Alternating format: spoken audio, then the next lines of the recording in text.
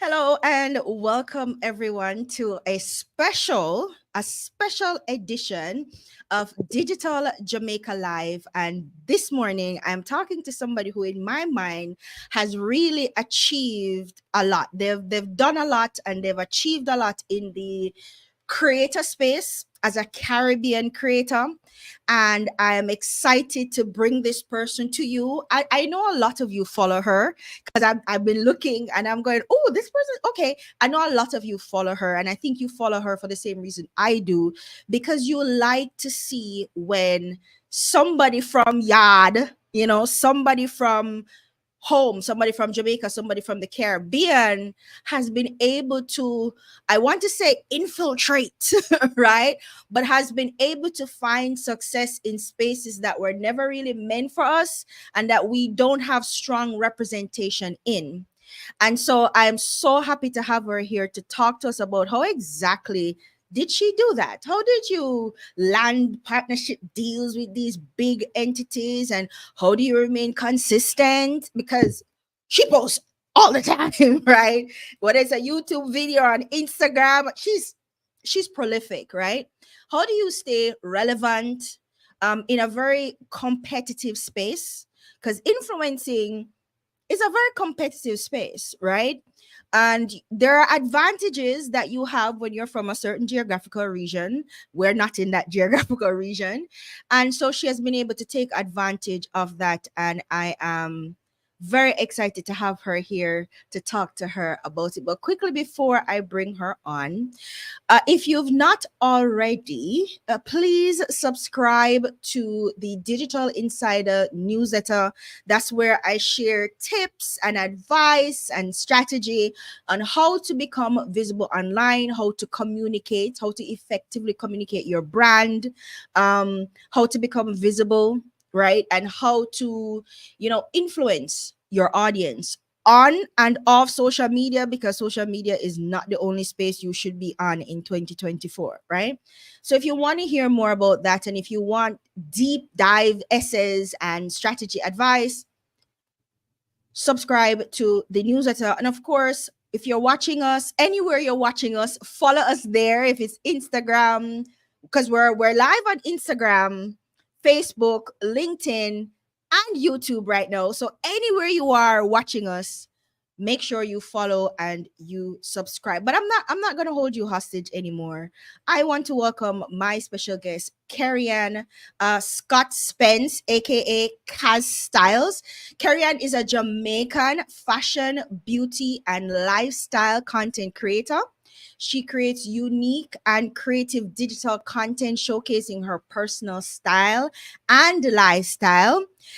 Kerry started Cast Styles over 6 years ago out of her love for fashion. So she's always had a passion for fashion. And her personal brand has grown into a lucrative, to say the least, a lucrative business where she also provides high quality digital services for brands looking to promote their products and services. So she's an influencer brand, and that means she's a business. She has turned her personal brand into a profitable business. And she's here this morning to tell us exactly how she did that and give us some tips and advice as to how, as Caribbean creators, we can use these online platforms to position ourselves to become more attractive to an audience and to become attractive to potential partners, maybe like a Amazon or a Target or a Walmart, because I guess my lady there, I guess she there, right? I guess our thing there. So she's gonna give us some more advice about that. Carrie Ann, before she became a fashion influencer, spent 17 years as a teacher. That was her career. And she was doing well in her teaching career. And then my lady go, bloops, guess what? I'm going to follow my passion. And that's for fashion. And that has propelled her to success. And we absolutely love to see it. So without further ado, please welcome Miss Kerry Scott Spence. Hi, Kerry. Welcome, Hi. welcome, welcome. I'm so excited. I was telling you before, I'm going to tell everybody, I'm so excited to have her here because this is somebody I follow, because I'm entering my soft girl era. where I am leaning into fashion. We love it. Yes, and I've been watching your YouTube videos because I was like, "Oh, that looks good." Oh, and I've been buying, girl. I've been buying. Right? Ooh.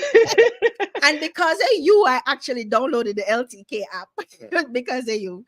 So I'm so excited to have you here. I know I did a little bit of introduction, but we're gonna dive a little bit into your background. Before we do that, do you want to do an introduction and say hello to the audience?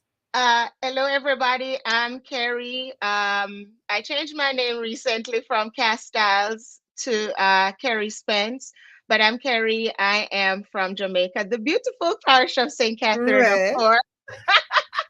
I was a former teacher. I still consider myself a teacher. I will forever be a teacher because I get to still teach what I love, which is fashion, lifestyle, and beauty right now.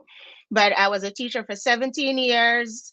Part of that time in Jamaica, I taught at Stony Hill Primary and Junior High. I went to St. Joseph's Teachers College and Northern Caribbean University. But I've always loved fashion ever since I knew myself. Actually, I wanted to be a fashion designer, but I grew up with my grandmother in rural Jamaica. Like, we don't have it. Like, how am I going to be a fashion designer? So after high school, I went to Teachers College because at the time, that's what I needed to do. And I grew to love teaching. Like, it is my passion. I love it. I love my students, whether they are good, bad, or indifferent. I love every single one of them that I've came across me. And so, but I was always like, this is my thing. In high school, I did clothing and textile because, again, I wanted to be a fashion designer. So I did clothing and textile. I have it in CXC. I also wanted to be a bank manager, so I have all the business subjects. And so when I moved to the US, teaching was all I knew, so I continued to do that. I taught math and science until I left my teaching job last year. So that's just a little bit because I don't want to dive into anything that Kadia is about to ask. And then she's like, oh, she answered my question. That's right. That's right. Because guys, I want you guys to. I hope you heard that. So it's not pretty face and fashion. Girl have brains. Girl smart. Maths and science. But think she not gonna come tell me say she teach English or something. Maths Oh and no, this me a English and me a Euro me chat back, me a brains. English and a friend. Girl have brains. Yeah. Yes. And so what I find most fascinating about you, Kerry, is the fact that you're born and bred Jamaican. You're Oh not yeah. Jamaican American. You're Jamaican Jamaican. I moved here when the year of my 30th birthday. Right. So I turned you 40 in October last year. So I've been here for 10 10 years. So years. it's like that. So you hear the accent, it not gonna away. It not make no sense. Exactly. And I remember, I don't remember, actually I do. There's this other girl, and you've spoken about her because in one of your videos you did recently, you were recreating styles from Pinterest. And Hmm. she was one of the styles you created. She has this tomboy thing, but she is always wearing heels and she's always fly. I don't remember her name. I think she's African, but she lives in the UK. Long story short, Oh, yeah. you know who I'm I talking know who about. you're Yeah. talking. Because I watched the video when you did her style thing. And I'm like, I followed her thing. And Instagram recommend people. And so you popped up on the recommend and I clicked and I heard the accent and I go, I hear my people. I hear my people. And so I started watching your videos like, she's Jamaican. I love it. Yes. I love it because Through and through. went through, even in your YouTube videos, there's this authenticity that comes through. I can hear the accent. You're not trying to put on any airs and graces. The accent just stand up. And it's crazy because when I just started blogging, I have a blog. I need to get back to it where I write. But when I just started blogging, my husband had this friend, and he was like a videographer for a lot of the hip hop artists. And so he he realized that I was into fashion, and my husband would we would go out and take my pictures every Sunday because that's the only time we had to do it. Mhm. And so he was like, "You should start a YouTube channel." I was like, "You crazy? You kid?" And he was like, "No, you don't have." I said, "You hear my accent? Nobody's going to understand me." And he was like, "You don't have to speak when you just start. You just show your outfit, all the outfits that you shoot," because we would shoot like 5 looks, because I would be posting every day. And we would shoot like 5, 6 looks every Sunday. That was our routine. And so he was like, "Just take videos of the outfits that you shoot and then just post them on YouTube." I was like, that's not gonna happen. And about fast forward, maybe like 2 years later, my sister started to say, "Sister, you should start a YouTube channel." And then my husband got wind of it because she would say it every single time. And then his friend was saying it. And so for my birthday, he bought me a vlogging camera. And I was like, "That's not what I wanted for my birthday. I wanted a bag or a shoes or something." But and that pushed me to start a YouTube channel. And I remember when I just started, I was struggling because I Yeah. was like, how do I find my own voice? I don't want to sound like everybody. "Oh, hey, welcome to my YouTube channel. Like, subscribe." I did I, I like it because that's you, but I also needed to find my own voice. What is true to me? What is authentic and unique about me that is going to let somebody click subscribe?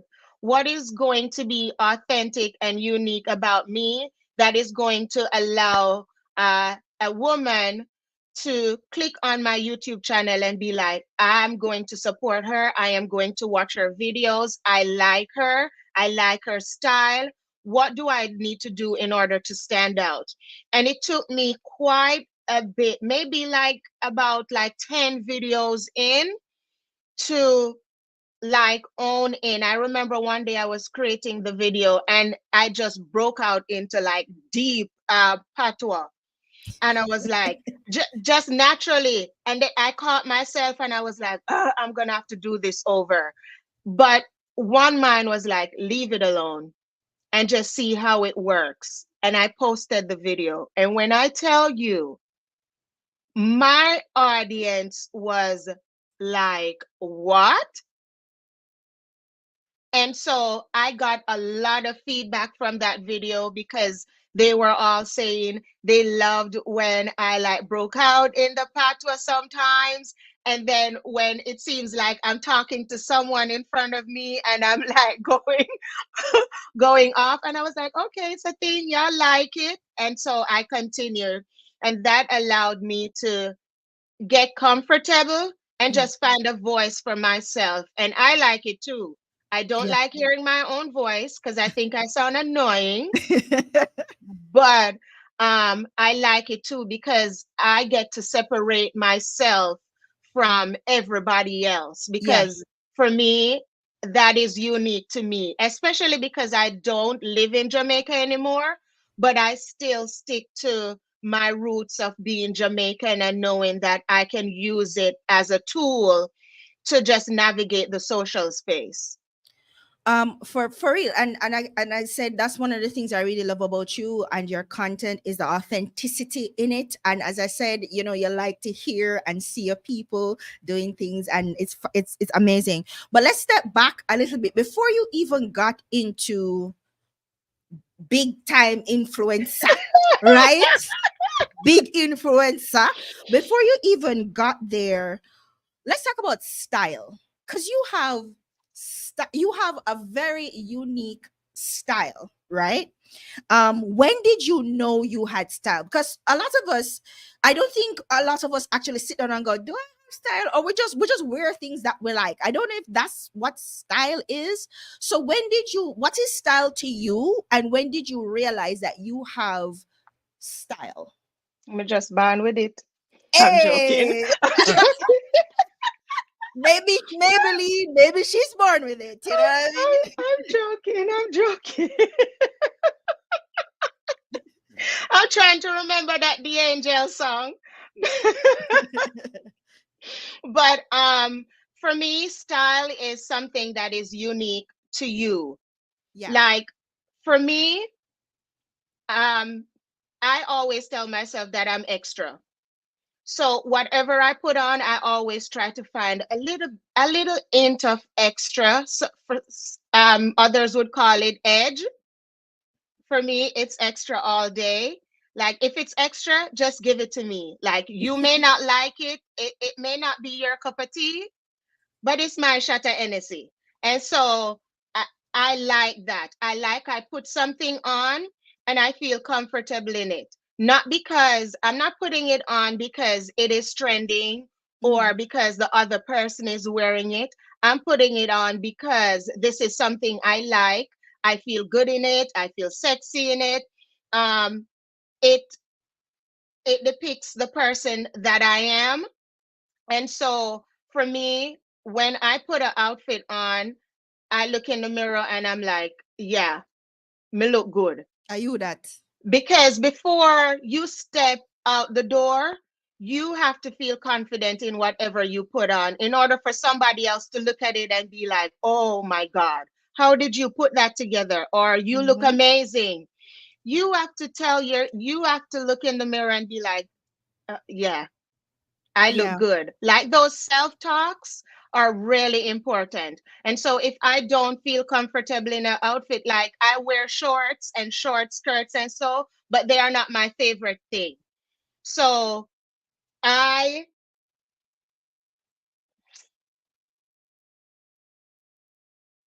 I'm We're still sorry hearing about you. that.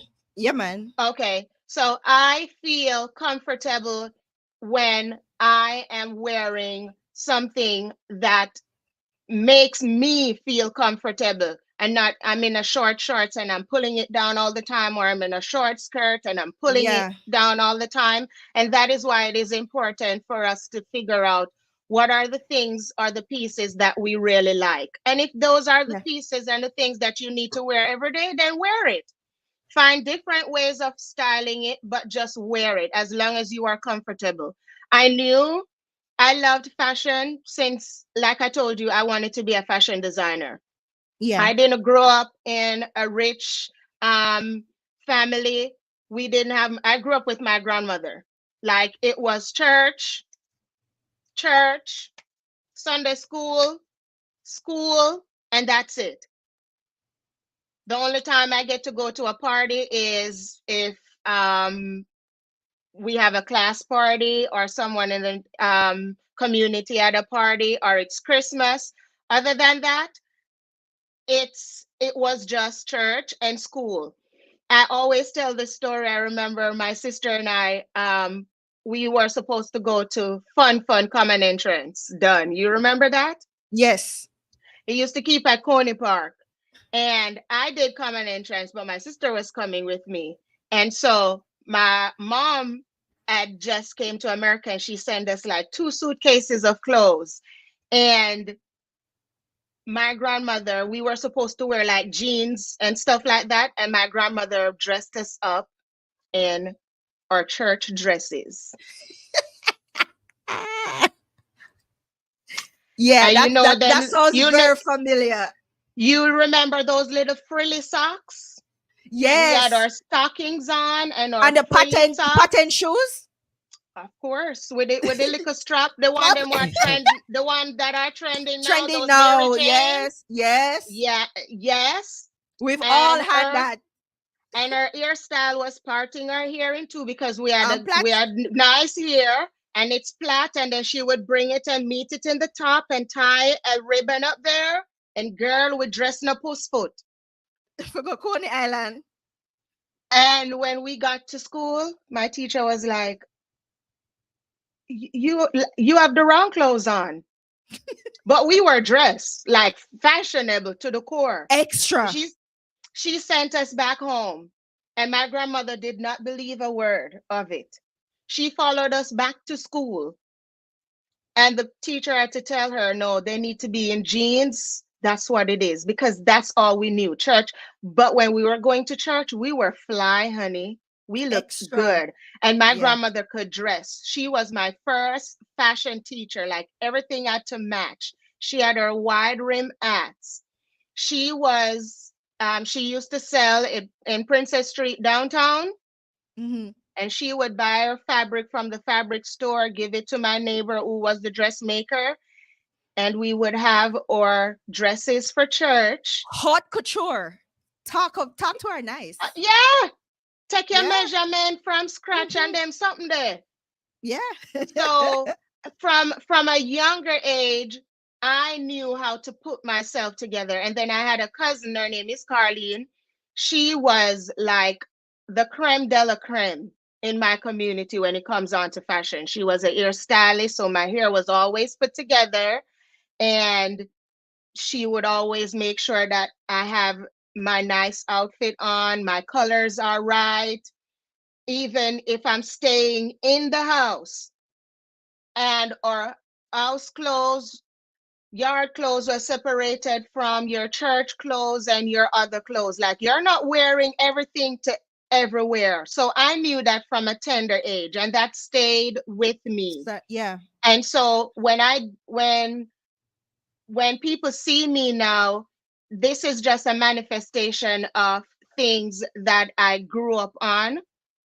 Even though we didn't have a lot, but Mm-hmm. we made it work, and it worked. I didn't have a lot. Even when I was going to high school, I didn't have it. I wasn't in the trendy cliques and the girls who were popping. No, come never have it.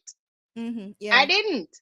I didn't. I lived with my grandmother, and she went to the market. Like Yeah. I did not have it. I didn't act like I have it either. I still don't, even to this day, because I know, I know the struggle. I know where I'm coming from. Yeah. So But you remain dressing, humble. yes, but dressing up was always a part of me. Long before I moved here, being a teacher, I was dressed from head to toe every day Yeah, when man. I was Somebody at said Stony that. Hill. Natalie said you were always styling from you were a teacher in Jamaica. Every day. I when school gives holiday, Katie, my dressmaker know I'm coming. I'm coming with my designs. I'm coming with my fabric, color choices, everything. And the moment Uncle Sam gave me a visa and I came to America, Boom, what they saw it star, right? summer when me go home, me not have space to carry nothing for nobody because me have to have all of my shoes to match my bag every day. Every day. From Monday to Friday, I'm dressed because that was my runway. That Mm-hmm. fostered me dressing up and learning to style pieces. And then when I got older and I started to go to parties, like no drum nah knock, no dance nah miss me, girl dress from head to toe. And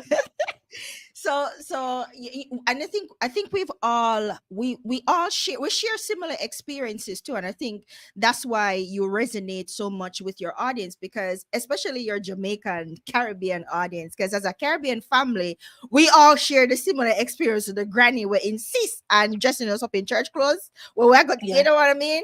We've all had the frilly socks and the Mary Janes, and we've all had that. And so I think that resonates. And then know that you make adult money and you can make adult decision, and you go Malego. You can't hold me, Mm-hmm. right?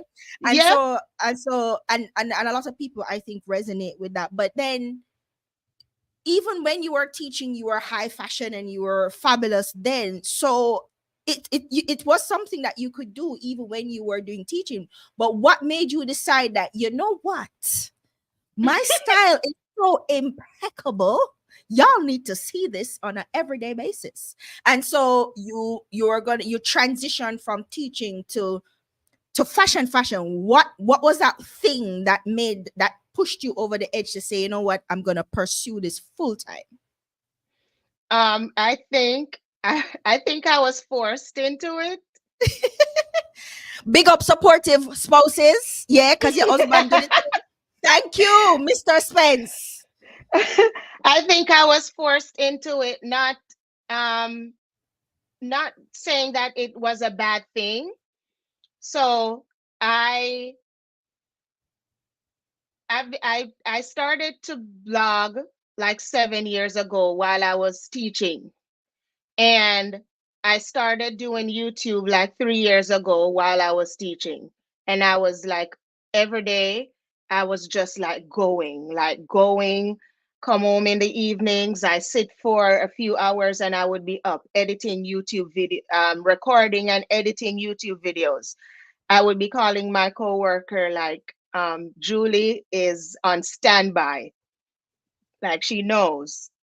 Bring me coffee, double shot of espresso, because I went to bed at 3 in the morning, 4 in the morning. I was just going.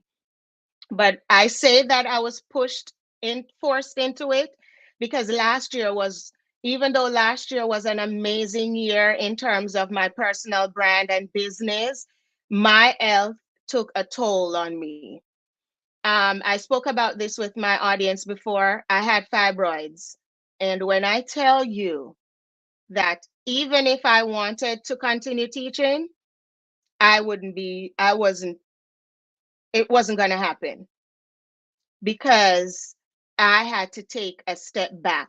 Something had to give. It's either I gave up teaching, which was the easiest thing to give up, because that I had to leave my house every day to go there. And the fibroids wasn't having it. It was like, I have your life. I'm going to control you. I'm going to do what I want to do, and you do what I say you are supposed to do. So even though I wasn't vocal about how rough last year was so bad in terms of my health. And I had to make the decision to step away from teaching in order to get my life together and be healthy, so that I can show up for myself and my people. And so at the beginning of the year, uh, I was like, okay, I am going to step away from teaching. So I started to like put things in place. I started to do produce more content. I started to just put myself out there some more. Then in March, I had an Amazon drop, which was never on the books, because I didn't even see myself uh, being a part of that program. And so that happened. And while I was doing that, I was still struggling with um, the fibroid issues, going back and forth to the doctors, making sure that we are doing the right thing to schedule for surgery. I had emergency blood transfusion. I passed out at one point. And so it was at that point, I was like, um, I told my principal, we had a rough talk. I was like, Dr. Jackson, I have to, um, I have to step away. And so I renewed my teaching certificate, because the girl, I would go back to the classroom tomorrow in a heartbeat. Yeah. I renewed my teaching certificate, and I was like, for the new school year, I am going to be home. And that's why I say I was forced into doing this full time. Am I mad? No. I am extremely proud of myself and the growth and everything that I've accomplished, even before I'm stepping away from teaching, because teaching mold molded me and made me a resilient person, and it has propelled me into things that I never thought that I was, because at first I didn't want to be a teacher. I wanted to be a bank manager or a fashion designer. So teaching really brought me out of my little box and just put me somewhere like, this is where you are supposed to be, because I felt fulfilled. I really, really loved my job as a teacher. And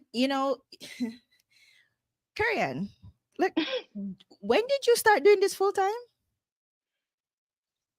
Last August. So when was your Amazon job? One was in March and one was in August. I had two Amazon drops last year. Folks, hold on a second now. Hold on a second. Because me, I learned something new here. I want you guys to hear, because she glossed over it, and I'm going to go into it because that's a big, big deal. And she had it twice. So while Oh, you were you doing were these things, Carrie Ann, you were still working full time as a teacher? yeah, I both thought I times. I thought you've been doing this for a while. I know you were full time only less than a year, It's actually. not even a year. I literally just wrote down on my because I made my calendar for April, my content calendar, and I have on there I need to do like a 6 month update on my YouTube channel, like how it's going because it's literally it, and I was just talking to one of my friend and my best friend. I was telling them that I haven't even been doing this 6 months. I literally been full time, I would say, since January Yeah. because all of last year I was so sick. I had surgery in November. And Mhm. so all of that time I was so sick, then doing surgery and recovering. So I really wasn't really full time. I was just pushing through because I was still getting opportunities and the bills have to pay because I'm no longer a teacher. So Yeah. we have to figure this out. As an entrepreneur, you have to know that it's no longer a 9 to 5, but it's a 24/24, 7 Yes. 7. Mhm. And so it's a 365. Like I'm up all night still. I'm still trying to figure out a routine. And so I keep telling myself I've only been full time since January because last year was such a rough A year, rough year. but an amazing year as well. Yeah, because And we're going to go into that right now. Because even while you were teaching and doing the damn thing, and guys, in case you guys just logged on, she was teaching maths and science. she said science, Maths and science, right? not the one that So, Valiant talk yeah, about. right? So, not easy subjects to teach. And it takes a lot of concentration and a lot of work to teach math and science, right? Oh, So, that's while my she was thing. that, she was Miss Big Influencer. She was growing her brand as an influencer and doing Amazon drop. So let's talk about the I Amazon took drop. as you said that I went to my first New York Fashion Week in 2022. I used all my because I was adamant I wanted to go, and I used my time from Yeah. work. I went in, I spoke to my principal. I'm like, c- New the York good Fashion Week thing, is coming up. And yeah, so the good thing about my job that I really loved is the support that I yeah. had at my job, at home. They all knew what I was doing. Even the superintendent of the district knew that I was an influencer. He knew I had an Amazon to drop. He came to a presentation my principal put on and insisted that I presented my Amazon drop so that they could all sign up. Like the That's support amazing. at my job was like top tier. You would think that we were like family. That's And that's the amazing. school I taught at since I came here. That's the only interview I went on, the only school I've taught, and I loved my coworkers. That's an We had an absolute blessing. amazing relationship. I still Yeah. go back from time to time when I have time to go see them. And so I could not have done it without their support system. And For so I sure. remember I went to my principal. I was like, it's going to be for a week. I have to get the best substitute teacher because I'm going. And she was like, yes, I am going to sign your leave. You're going to go. And so That's amazing. those things for me gave me the push all the time to just do what I needed to do. If I needed to go to an event, They would make arrangements to, and I would be at work every day. Like, I'm not a person who's just gonna be like, I have a sniffles and I'm gonna call out from work. And when I go hard. And so it was easy for them to be like, we're gonna support her. My co-workers supported me. Mhm. I'm the fashion teacher. I'm gonna be strutting the hallway in my heels, and they're gonna be like, Spence, how do you do it?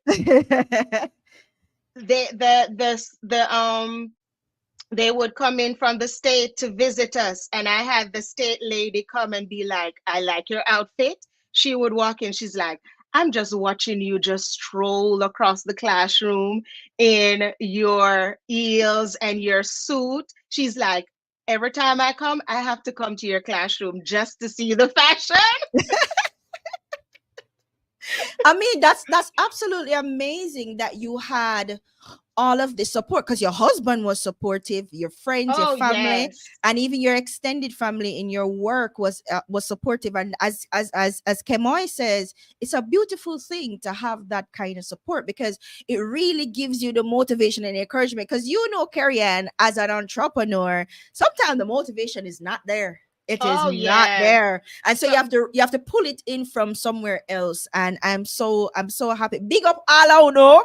Big up all yeah. out on, big up on yourself. But Carrie Ann, quickly now, you need to give us, we need some advice. How did you land not one, but two Amazon drops? How did that happen? Me no know. Ask God. Yeah, how did No, that happen? Katie, I don't have a manager. I don't have a manager. I do it all. This is a this is a one woman team. Other than my husband who takes my pictures, this is a one woman team. I do it all. I was at work and I didn't check my email all day. Not even on my lunch break, I didn't check my email. And so I came home and I was running to the bathroom like I always do. So I ran to the back room. My husband was on the phone. He's a teacher as well, but he was doing after school, because that was the year when I decided that um, in 2022, school year 2022 to 2023, I was like, if I'm going to take influencing serious, I'm going to have to step away from some of the things that I do at school. So I was an after school teacher ever since I've been a teacher here. And so I decided that I'm going to step away from doing after school to focus more on influencing, give my afternoons to that to see what it can be. And so I rushed home, ran to the bathroom, and I'm on the phone with Abby and I'm checking my email. And I see Castile stamps the drop, and I'm like, am I being scared? I cursed. I literally I cursed. I'm not gonna say what I said on here. And my husband was like, "What is wrong?" Because the way I blurted it out, it felt like something was wrong. And I said, "Babe," and I'm trying to explain to him what the drop is, because he's not into all of that, so he doesn't know what that is. If I was talking to my sister or another influencer, right away they would be like, they know what that is. So I had to explain to him it's a Amazon The Drop. It's a collaboration where influencers design a collection that sells exclusively on Amazon for 30 hours, and your audience and everybody else gets to shop your pieces for 30 hours or until pieces are sold out. And so I scrolled all the way down to the bottom of the email because I was like, this is a scam. There's no way. Because it wasn't on my books. Would it have been a thing that, yes, because the girl wanted to be a fashion designer, so why wouldn't I want to design a collection for myself? But it was not on my list. But this is where it also comes in, where they say your names are being mentioned in rooms that you have not entered. This is where it says you are God's favorite and you need to start betting on yourself, and you need to think big. And so I read the email and I was like, this is not real. So I went on LinkedIn. I did a LinkedIn search. I did a Instagram search. I did all the searches that I could for this person just to make sure that this was a legitimate email. And it was. And I came where I got off the phone with my husband because he had to go teach. And I ran inside my office, which is where I'm sitting right now. And Kadeen, I sat on the floor. And when I tell you, it was like someone had whooped me so bad. I cried like a baby. If I had lashes on, if I had makeup on, I don't know what I would look like. I cried like a baby. I remember I took a screenshot. I sent it to my sister. I sent it to my best friend. She didn't have a clue what that was. I sent it to my mom. She didn't have a clue what that was. I sent it to my friend, um, Kim, and I called Kim, and we were just both on the phone, just crying. And she said, Kerry, I'm gonna pray because that's who she is. When I'm like feeling shaken or I'm down, I call Kim. I'm like, oh, we need to pray. And Kim was like, we need to pray. And I was just like bawling my eyes out because I was like, what in the world is this? And so I gathered myself and I responded to the email. And I remember I was going to Texas for my brother's wedding. And she was like, we can set up a call so I can talk to you about it and we can go over everything. And I was like, Jesus, Lord, I see you. I see you. I see you. Because what in the world? I didn't pitch for it.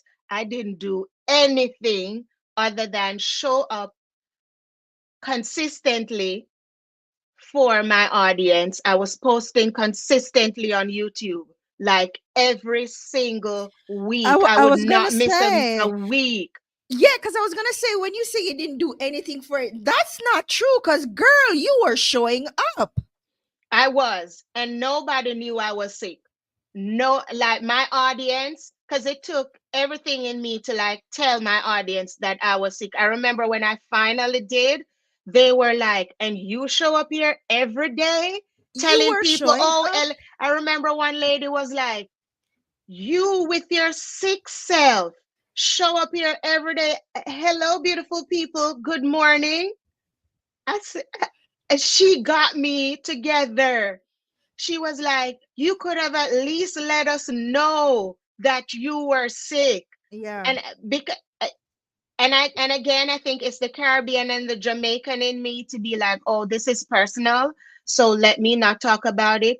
But also I've come to realize that the position that I am in, where Mhm. I am catering to the not just the fashion and the beauty and the lifestyle, but just the whole being of the woman, that talking about something that affects so many women across the world uh, was important for me to say.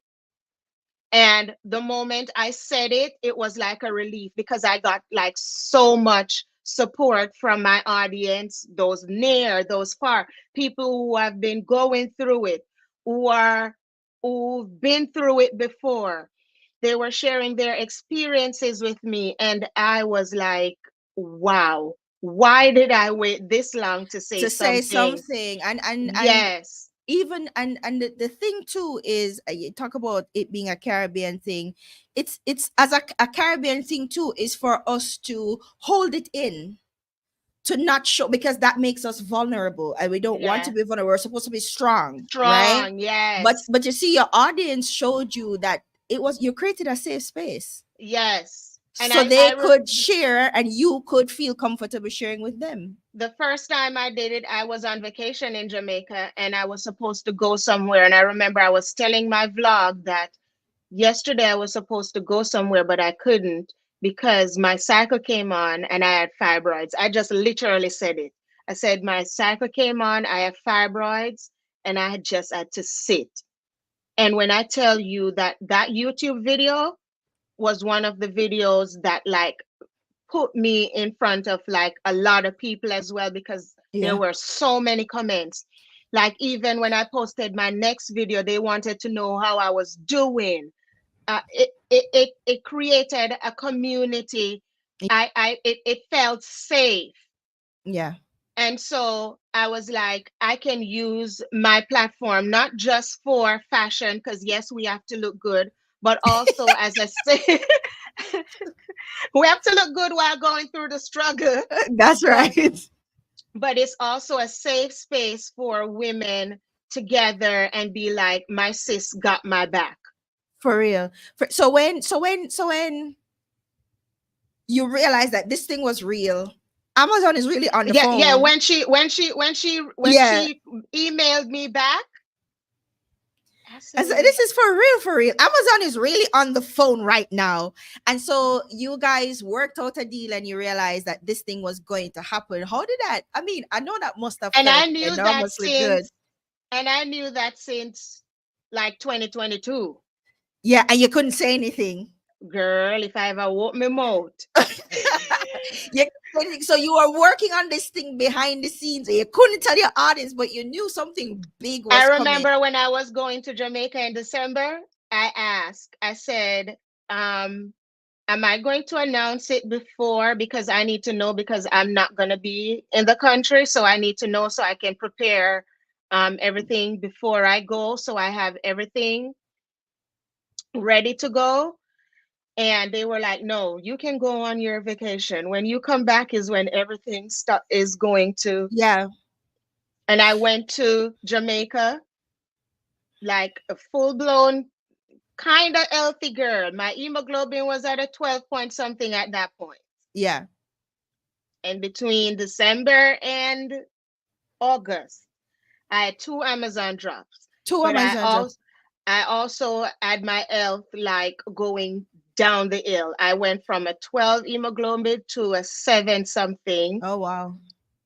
I was in the shower and I passed out. I had to put my hands on the wall.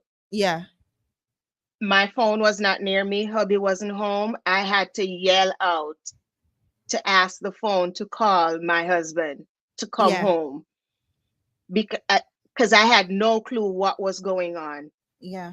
And then I went to the doctor and he was like, yeah. He was like, you're not going home. You're going to the emergency To the room. emergency room. So you were You need, dealing with all of that. You were dealing I with was, all of that everything was just unfolding happening at the same time. simultaneously, like nothing. I was shooting. My husband shot the pictures for the drop. I was shooting the drop. I was dealing with that. Then I had like a bad flu. When I say bad, I mean like it was so bad. And I'm asthmatic. So when I get the flu, it stays. And I was doing all of that at the same time. I remember telling the Amazon team, because and they were like, don't ever do that again. They were so good, because I was trying to make sure that I met my deadlines, because it's work. So I don't want to be like giving excuses. So I didn't say anything. They didn't even know that I was going through all of this either, Yeah, until the second drop. The second drop was when I had to be vulnerable. I had to be like, I need an extra day or extra this to do this, because at that time it was getting worse. And yeah, so at that time I had to be open with them and be like, eh, I need an extra day to do this because I'm not well. yeah, Because the first time I did not tell them that, because I was like, this is my first shot. I yeah, know people that have had multiple drops and I want to be one of them people. So I ain't trying to mess this up. So I said nothing. I just did it. How did your audience take it when you were finally able to announce to your audience that, hey, your girl is doing an Amazon job? What was the response like? They were astonished. I was like, I was nervous because I was like, how are they going to take this? And but they showed out, honey. They showed out. They could not wait. When I tell you, my audience is the best. I know everybody says this about their audience, but my audience is the best. I adore, I love. They push me every day and they showed up for me. Like showed up and showed out. How long did it take for your drop to sell out? Um one the one shoulder top Uh-huh. that sold out first in a couple hours. Yeah. That was gone in a couple hours. The other one shoulder top too went right after that. Then the cropped blazer and pants, Mhm. those went as well. My audience was mad that they didn't get this dress that I designed. The asymmetric dress. Oh my god, I love that dress. And I was like, you guys have to remember that it's not just my decision. So I was like, I know you guys wanted a dress so bad, but So those but designs were your designs. You designed them. yeah, you get to be, you get a design team, you get a whole team to work with for yourself. You sit down, you have to make your own mood board, your designs based on what's going to be trending, color palettes, you get to pick your color palette. You get to be hands-on. It's not that they tell you what to do. Yes, they get an input, but you are the influencer. You get to um have a say and a Mhm. lot of say into what What it looks um like. yes. So I sat down, designed, pick out what I would want it to look like. Then when it comes, I'm trying it on, and with my um fashion expertise. So Carrie, so you actually did accomplish the dream of being a fashion designer. I remember sharing that with the campaign manager for the drop. I was like, this is like a full circle moment because Yeah. I've always wanted to be a fashion designer. And every time I think about it, I'm like, my name is in something that somebody's wearing. Like, you can't talk to me Can't respectfully.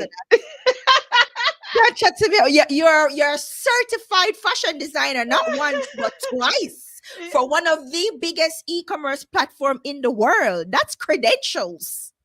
Yeah, like it's at the top of the So resume. sold out limited edition clothing. Listen, Yeah, like I can't get chat it to back. you.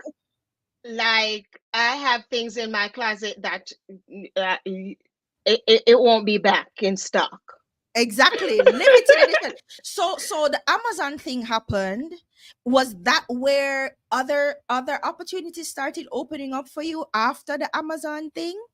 No, I've been collabing, especially with Walmart Because for. you're a big Walmart partner, Oh yeah, right? I'm a Walmart How did girl. that happen? How did that happen? So our partnerships work. I know this may be like one of your questions. Yeah, Like, how do you land brand partnerships? with Walmart. You have to create the content that you think the brand wants. Yeah. So I organically share pieces from Walmart, Mhm. whether they're paying me or they're not. And when I just started my YouTube channel, I was doing a Walmart haul. Like every time they drop new pieces, I would be doing a Walmart haul. And I did Yeah. that for since I started my YouTube channel 3 years ago. And I remember multiple Walmart alls, multiple posts on my social media about Walmart, and I Mhm. didn't have a collaboration with them. But that did not stop me from posting. Because when you post organically, your audience already know, okay, she's going to post a bomb outfit from Walmart. So it's not because she's collaborating with them. And so my audience was buying the pieces. Mhm. And another part of influencing is affiliate marketing. So I was using affiliate links to drive traffic to Walmart's website. And they are able to see that on the back end because I'm using LTK or I'm using Magic Links or Collective. And so they're able to see that on the back end. And I remember my very first collab with Walmart through LTK. They reached out to me and I was like, And this was before you were full time. yeah, I was doing these collabs before I was full time. Mhm. And I was like, okay, so this is a thing. Okay, it is a thing. And I did the collab, they loved it. And so they kept coming back. And I continued to produce. I still post Walmart content, even if it's not a collab. If it's up, you know what I like about you too? It's Walmart, and people don't necessarily associate Walmart with fashion. All right. But the way you're able to put the pieces together, and even if they start associating Walmart with fashion, they're like, Walmart sell good clothes for people can wear and look good. But then the way you style the clothes, you're going, girl, this is Walmart. This look high fashion. It look high end. It look good. And so you're Yes. able to bring that je ne sais quoi Affordability. to affordable clothing, and you're able to make your audience understand that you can still look like $1 million in Walmart clothes. Without breaking the bank. That's what I always tell them. No stereotype, because people are Mm-mm. going out going, girl, this is Walmart, right? Because I look good. This is Walmart, right? Yeah. And I appreciate you for that. So I'm sure your audience appreciates you for that as well, being able to take clothes that are not considered high end fashion clothes and make it fashion. Yes. Because that's what style is. It's how can I style it up to make it look presentable, to make it look high fashion, basically. Like, what am I going to do? What little thing am I going to add, or big thing, depending on the person that you are, that's going to take the outfit from here or meh to yes, girl, yes. Yeah. So that's me. And I show my audience how to do that. I love it. I Yeah. love showing them because I was a teacher. Like, we not make no heap of money. Yeah. So how am I going to be buying a high fashion item? Or even if I can afford to buy a high fashion item, it's not something that I'm buying every month And it's not or every sustainable. day. Yes. So I'm not going to be able to do this for the long haul. Yeah. And the more organic content you post for a brand is you putting yourself, you're setting yourself up Yeah. for that paid deal. Yeah. You're becoming visible to them, and you're positioning yourself to say, Yes. hey, look at what I can do. Right. And also, when they see that my audience loves They're your, responding. yes, my audience loves your, I have a Walmart video that had over 1 million views. Hmm. And people from everywhere were like, Can't believe especially it's Walmart. especially the Canadians. Like, I'm sorry for them every time I post a Walmart video because they're like, Kerry, no, my Walmart don't. They're asking me Our which Walmart don't Walmart look needs like shop. this. So what other brands? Because I know you've done work with LTK. LTK, for those who don't know, is one of the largest influencer based e-commerce platforms, right? That's where you as an influencer can post the links to your outfit and make suggestions about, similar type outfits, and they can click on the link and purchase from the link, and the influencer makes money from that as well. So I know you went to the LTK thing. You were invited by LTK to come out, and you've worked with LTK, but you've worked with other brands as well. So what are some of these other brands that you've worked with? My very first video content, sponsored content, was with American Express. The cat, American Express, the cat keeping it. But look at you, Candy, humble. But look, platinum cat, American Express. yes. And that was maybe 3 years ago. Yeah. And I was like, they reached out to me, and I was like, what? And I've worked with Simon's Mall. So that's uh, the malls. So you have the malls in like different cities. So the Simon group of company, they own those malls. I've worked with Simon Malls. I've worked with Bloomingdale's. I've worked with Macy's. Uh, I've also done a fashion show with Macy's before. Like I was the host of the fashion show, so I pulled pieces, styled it for their audience, and that was early on in my influencer career as well. I just started out, maybe it was like 2 or 3 years in, Yeah. and their manager reached out to me from the local Macy's in my area, and I did that with them. And I was like, when I tell you, I was a nervous wreck, because I I was can like, imagine. yeah, I was a nervous wreck. I could not. I was like, no, but I did it. They loved it. Like the people were the all the seats were filled, and people were standing in the back. I was like, Full host, full host.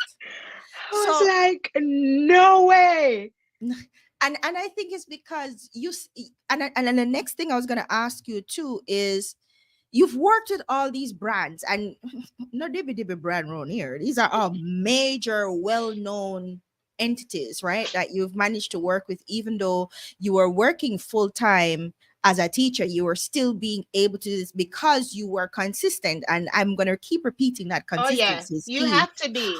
But you were also competing, like seriously competing as an influencer. And I don't know if you, that was something that what you are conscious about, the fact that you are competitive, because you're landing these deals, which means you're competitive in the influencer space, and that's a very competitive space. But how do you become competitive? Because it's something that you have to work towards, right? Because you don't just start posting and everything fall in your lap. So everything didn't fall in your lap. You worked at it, right? And you Right. became competitive. So how do you become competitive, and then how do you stay competitive? So for me at first, and even now, it's not. Yes, it's a competitive market, and a very saturated market.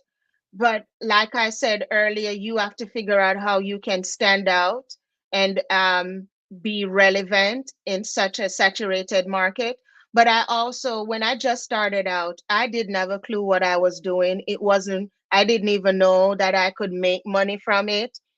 I was doing stuff for free. These brands were like taking advantage of me because I didn't have a clue.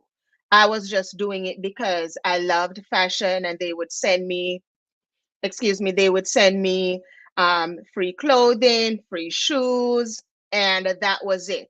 And I don't even remember when I realized that this can be a thing, but I love what I do. So for me, even if you take away the money aspect of it, I would still do it. Because, like I said earlier, I would go back to my teaching job in a heartbeat. I definitely would. I don't tell anybody that I hated my job and I would go back. And no, it's just that I'm at this phase in my life where I'm focusing on building a career as a content creator. And it's not about if it works, it works. It's going to work. But also, I don't deter like going back to teaching either. So if you take away the money from it, will I still do it? Yes, because it is something that I love. And so your passion will take you so far than you just being like, oh, it's all about the money. Yes, the money is going to pay the bills and all of that. But when things are not going the right way, what is going to fuel you to want to get up and continue to create content? I remember when I was a teacher, and I remember 3 years ago, I was stuck on Instagram at like 15,000 followers. I wasn't getting much comments, I wasn't getting much likes, but I did not give up. I was like, I still showed up every day. I was posting consistently, still every single day. And I was like, I needed to add another platform, and I added YouTube. And so you have to figure out when it's time for you to pivot, because I added YouTube and that gave me like an extra boost while still posting on Instagram. YouTube was getting to do well, so at least something was motivating me to go on. But you also, again, your passion has to outweigh and fuel your drive to continue even when things are not going well. Like some days I post on Instagram now, as even though I have over 150,000 followers, um, sometimes my post doesn't do well. But that does not say that tomorrow I'm going to get up and I'm not going to post because my post isn't doing well. Or this month I didn't get a brand collab, and so I'm going to stop. No, you have to be able to continue even when things are not going the way you want them to go, because that is going to build your tenacity, it's going to build your discipline, and your passion is fueling your drive at the same time. Yeah. And that's important to understand, because influencing is a business. It's not just people creating content for creating content's sake. I know we think about influencers and go, oh, them just get up and put on clothes and put on makeup and take picture Post picture. and post picture. It's a business, and if they don't do that, they don't make money. Right? If they're Yes. not showing up and being consistent about showing up, they're not making money. And there's something to be said about what is an influencer, because I think, Kerry, and a lot of the times when we talk about influencers in a negative way, the people that we go, for example, this person, they're not influencers. Because there's a difference between being a content creator and an influencer. One thing builds on the other. You start out as a creator, and then you build influence over time. So Yes. the people that we point to and go, that one then I do not blah, blah, blah, but she's not an influencer, or he's not an influencer. And so everybody's getting lumped into the same influencer bag, and everybody is getting, a bad rep from it when you're not an influencer. In order to be an influencer, you have to be a consistent creator first, with an audience that you can influence. And Yes. you have been able to do that, so you are a proper influencer at this point. You have to develop trust, because how are Yeah. you going to tell me to buy something, Hmm. and my audience buys things that I post because they trust my recommendation? Exactly. Take for instance, and a lot of people don't like Shein. I'm one I of them, unfortunately. I post the Shein video, like I do it like once every season, Mhm. because my audience loves my Shein videos. Yeah. I can post a Shein video and I can go to sleep because my audience loves my picks and my recommendations. Why? Because I speak the truth. I'm like, this fabric is trash. The stitch them I go bust out. And I'm telling you, it has no stretch or it has too much stretch. So I'm basically the guinea pig for you. I am testing it so you don't have to make the mistake to buy it. And then when I tell you, oh, it is good, then you're taking my recommendation and you are going to buy this thing. So you're trusting that I am giving you a good recommendation. And when I give a poor recommendation and you come back and you're like, this never good, that never, I lose credibility and I cannot afford that. So I'm going to always make sure that whatever I'm talking about, whatever I'm posting, I'm not posting it because one, I'm getting paid. Because if I don't like, I've turned down numerous brand collabs. Like the amount of emails I get on a day-to-day basis. Because no, I'm not posting that. Right, because you have to maintain the credibility with your audience first. Yes, because I depend on my audience to support the content that I put out there. Because when my audience supports the content I put out there, it tells the brand that I am a credible source. There you And go. so, you know, Jamaica, we say full of big chatter, you can't defend that. Yeah, Like, I have receipts, so me can defend that. yeah, yeah, Like, I have multiple thousands of link clicks that I mm, can pull the receipts. yeah, I can show you my conversion rate. So, like, I can back my talk. yeah, And your audience allows you to do that because you recommend them quality things, you recommend them good things, you recommend them things that they actually need and want to use. yeah. So you have to first, and you know, earlier we talked about authenticity. You have to first be authentic with yourself, and you have to then communicate that authenticity to your audience because they have to believe it. Because authentic being authentic is not what you the creator think it is, it's what your audience think it is. So once your audience is convinced that you are authentic, you're genuine, then they will start believing that. And that's how influence happens, because Yes. there's a trust that's created there once they start believing that, yeah, the person are real, the person are authentic. I know that if I follow her, I'm gonna get the real deal. She's not gonna lie, she's not gonna front just Yeah. for a check or a bag, right? But I'm gonna get the real deal from her. And that's why people follow you. That's why you have influence people. That's how influence works, and that's how you stay competitive as an influencer. I want people to understand that it is your audience that allows you to stay competitive and relevant as an influencer. Your audience. It's always your audience. It's not the brands that you work with. It's the audience. And so you You have to show up for your audience. you have people who make way more money than I do who barely work with brands. How does that work? That's where affiliate marketing comes in. So that's Ah. where my LTK shop comes in. So, like for me, a goal of mine Mhm. is to make as much money on LTK that surpasses my teaching salary. There you go. Yeah. So, So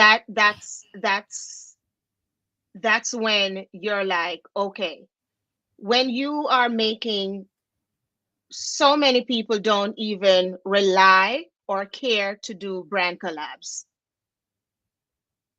because their Amazon storefront is eating, their LTK shop is eating, Magic Links is eating, Style Collective is eating. Those are all affiliate platforms. affiliate, yeah.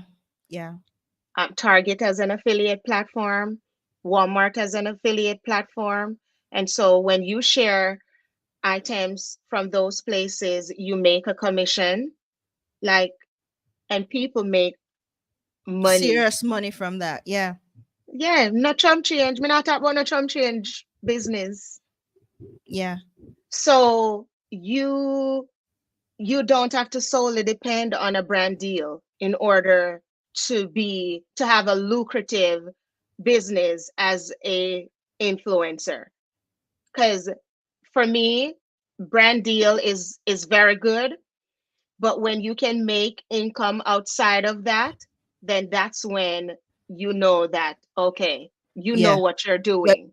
Because with brand deals, it's limited. It's necessarily limited. It's a campaign. It's a thing. But with affiliate marketing, that's it's it's ongoing. it's it's ongoing. You wake up, Yeah. you post a link. I'm making money from videos, and that's why I always encourage people to go on YouTube. Like I beat myself. I'm like, I should have listened when they said start a YouTube channel Earlier. 5 years ago. Yeah, I probably would have left my job. Because you're making money now from the links from those videos. Yes, you make money from the links, and I'm a part of the YouTube partner program, so I get paid from YouTube as well.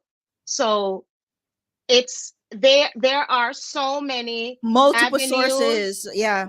And that's the thing, the aim is to have multiple sources of income and not just be like, oh, I yes, you have to create content, but there's so much more. You can create a product, because that's what will happen when you um when you create an audience that is so in tune to you. You can now create a product that they will buy.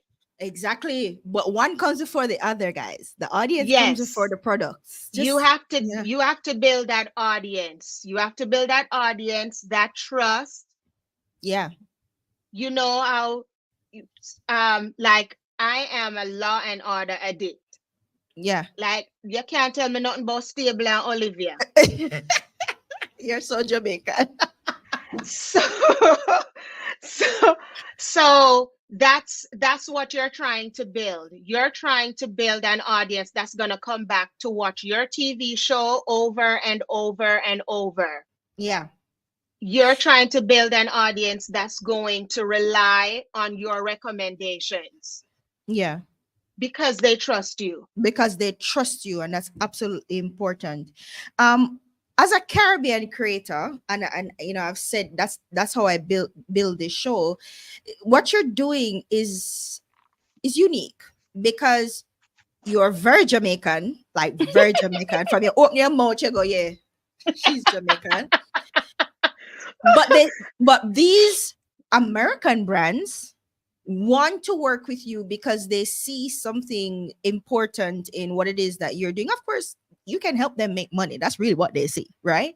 Mm-hmm. And you're showing up as your authentic self. But have you ever been passed over or missed out on an opportunity that you know of because you're a Caribbean creator? Not that I know of, but I'm not gonna say that I have not been, Mm.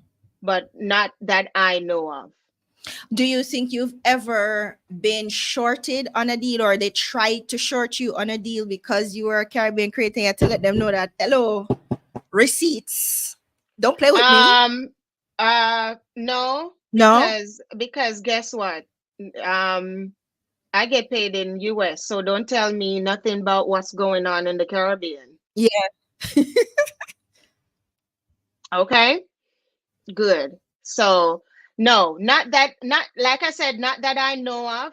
Mhm. Maybe more than likely, I probably have been looked over because of that, but it's not something that I know of. Yeah, It's not. nobody has come to you with the nonsense. No, they can't step to me with them foolishness. Them move out of my face.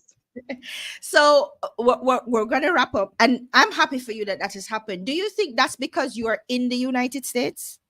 Yes, because brand they tell you when you sign a contract, it tells you the creator must reside in the US. Yeah. And so I know that is a that puts a limit on a lot of Caribbean creators and a lot of creators, especially in Jamaica, that I know of, that I love their content. They do so well, and they would be like one to watch if they weren't living in Jamaica. Jamaica. Yeah, I've seen Yes. that as well. I've seen So that too.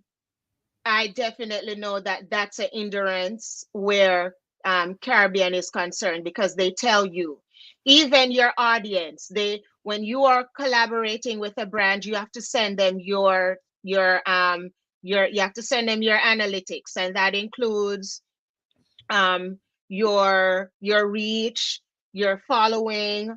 That includes your where your audience are located. So most of the times they don't even want to collaborate with you if your audience is less than 50% US. US. Yeah, yeah, I got that. Or Somebody, even if they do, s- Canada might, and the UK is close. So, but anywhere else, it's hard. it's tricky. Somebody in the comments is asking for tips to give advice to small creators on how to build an audience. How do you build your audience? um, First of all, you have to figure out what is it that you want to post for your audience. I knew from the jump that I wanted to post fashion. That's what I started out as. I just recently added beauty because it falls in line with Yes, fashion. it's the same But theme. what is your core niche? What is it that you want to post? When you figure out what you want to post, figure out different ways to post that and show up consistently, even when things are not going the way you want them to go. Create the content, create a schedule. I always say this, create a schedule. I remember when I was stuck at 15K and I was like, I have to grow. I have to grow. I sat down. I was like, I created a schedule. I'm like, I'm going to post reels today, static photos tomorrow, reels the next day. And on the weekend, I made all that content. So Monday, I had my content ready for the entire week. And I'm posting. And if your audience asks for specific things, so throw it out there to your audience that you already have. If it's 10 people you have, show up for those 10 people. Because if you can't show up for those 10 people, how are you going to show up for 100? Like, we all want this like large following, but we're not showing up for the people that we already have. We're not nourishing them and taking care of them and providing what they want. So if I cannot provide and give the people that I now have what they want, how am I going to facilitate 1,000 people? Show up for the people that you now have, and they will show up for you. Trust me. I have people that I know every single time I post, they're going to comment, they're going to like, and they've been with me since forever. So show up for them. They ask you a question, answer. Don't act like you're too big, because we're not. Answer their questions. Um, find different ways to bring the same content. If something is working for you, rinse it, repeat it. Yeah, yeah, You post something and you realize, okay, this works. Figure out another way, post it again, rinse it, repeat it. Again, ask your audience, what are some things that you would want to see from me? yeah. And just Um, show up for them. show up for them and show up consistently for them. Do you make more money from your brand sponsorships or your affiliate links? More from brand sponsorships, because that in of itself is where you can actually make more money, because you're charging them for different things, and it depends on how many deliverables they want. You get to upcharge them for the different things that they are coming to you for. And if they want to put an ad out, white list, license, all of that is additional money, other separate and apart from creating the content. Right. So when you say whitelist, what do you mean? Whitelist is when you cannot work with their competitor Oh, okay. for like, A say period for of instance, time. yes, sometimes they be like 2 weeks before, 2 weeks after. And Right. that costs more money depending on the length of time. Yeah. Because say for instance, I create fashion content, and say for instance, a brand came to me to ask me to post, but they would not want me to work with Walmart for 6 months. They have to pay you for that. Yes. And I make fashion content for Walmart, which is my bread and butter. So I'm charging you at the top for that. You'll get away if it's beauty because I'm not fully into that just yet, but I'm still going to charge you maybe at the middle for that. But if it's fashion that you want me to miss out on, like, we're talking about money right here. Yeah, We're not because talking about lunch money right launch, here. yeah, money, because you're missing out. Because if you're gonna hold me to this contract, that means I'm missing out on other opportunities. So you're gonna have to supplement that So whatever I'm charging Walmart, I'm gonna multiply that by the amount amount of of time. times I would be working with Walmart for a particular month.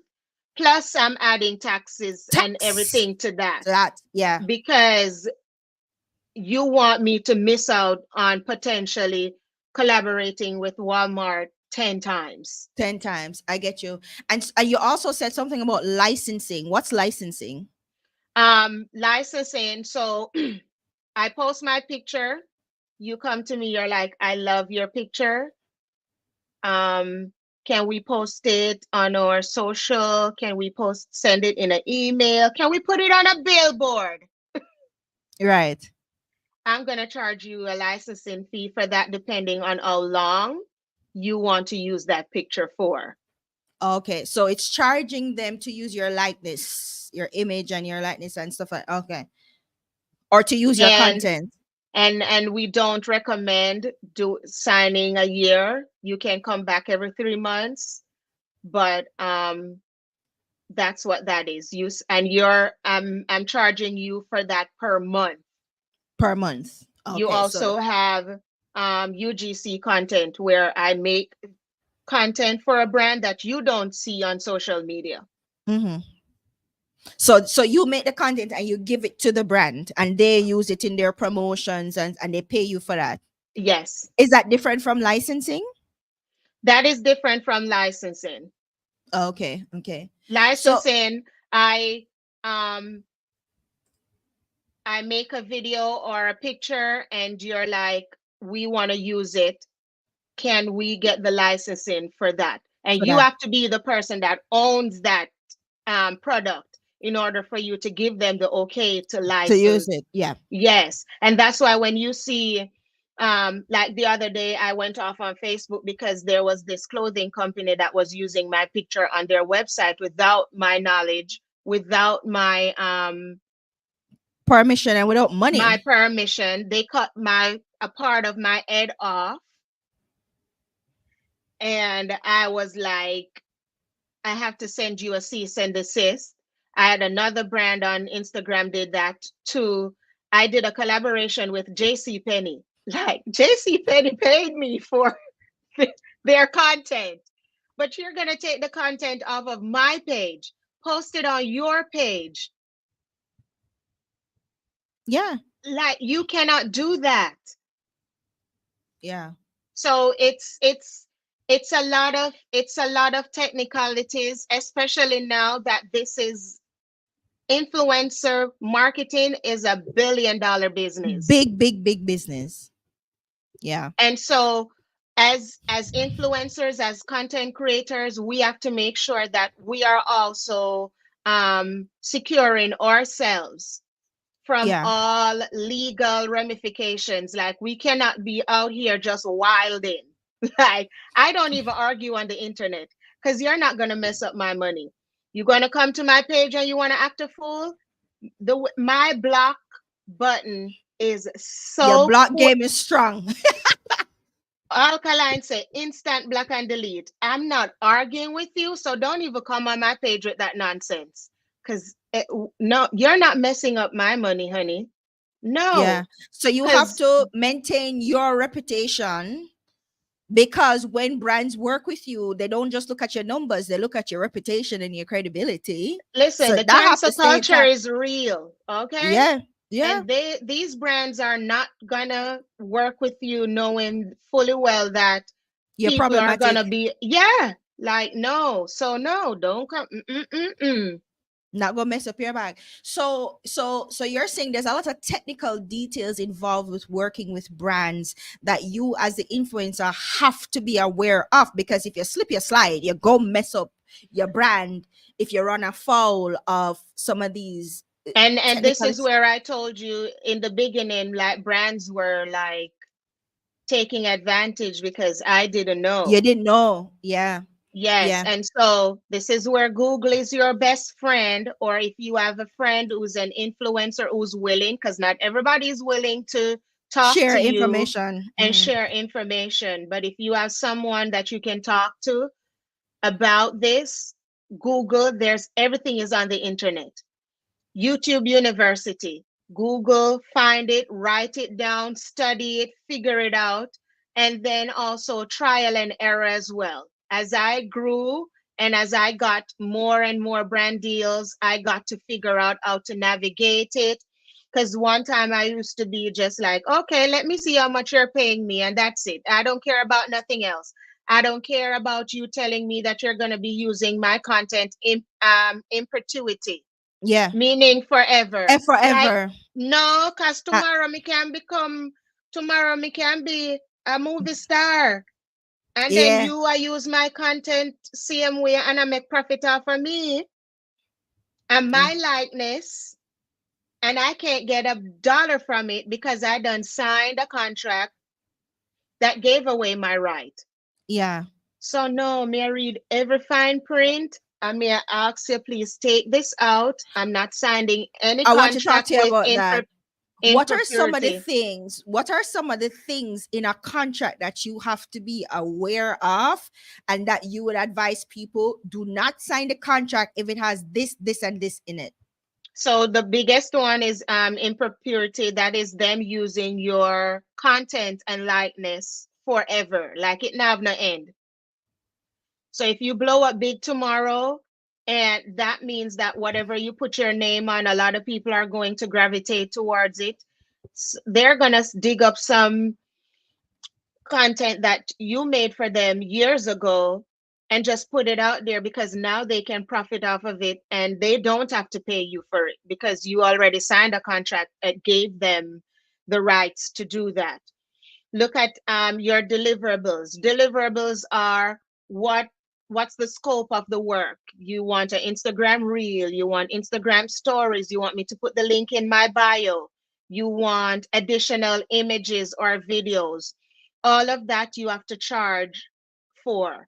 They want to whitelist, they want licensing, or they want to put ad money behind your content for a certain number of time. You have to make sure that you're reading and looking at all of those things to make sure that you're not leaving money on the table.